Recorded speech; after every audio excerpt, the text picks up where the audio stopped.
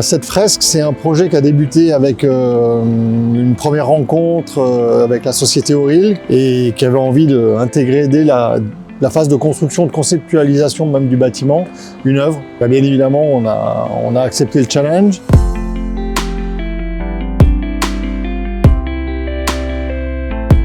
Il y a un cahier des charges qui peut arriver de la part d'Auril.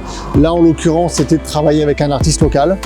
Et le choix de l'artiste local et le choix de la thématique était laissé et à l'artiste et à la collectivité. Et donc du coup, c'est un joli cadeau que fait Auril à la collectivité, puisque en plus il s'affranchit du choix de l'œuvre et de l'artiste. Donc c'est assez un beau cadeau qui est fait à la collectivité et je pense qu'on peut qu'applaudir ce genre de choses.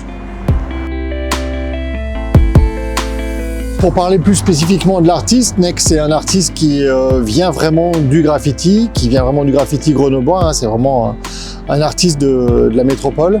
Et c'est quelqu'un qui a continué à apprendre, à développer son travail, ses techniques, qui allie la calligraphie à son travail d'une manière plus ou moins subtile ou très franche, ça dépend des œuvres.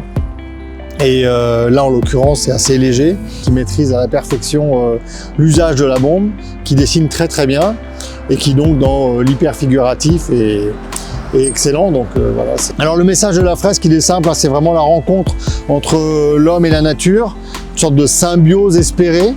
Le gant, il est là pour protéger la nature, pas pour protéger la main de l'homme, hein.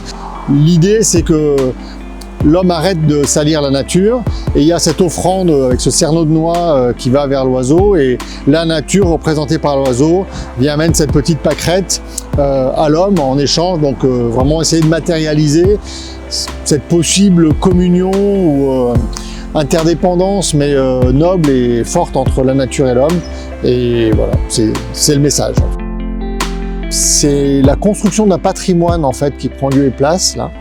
Et ce patrimoine, il est accessible à tout le monde, 24 heures sur 24, 7 jours sur 7, sans condition de ressources, d'amener de la culture à la manière de l'éducation populaire, on s'adresse à tous.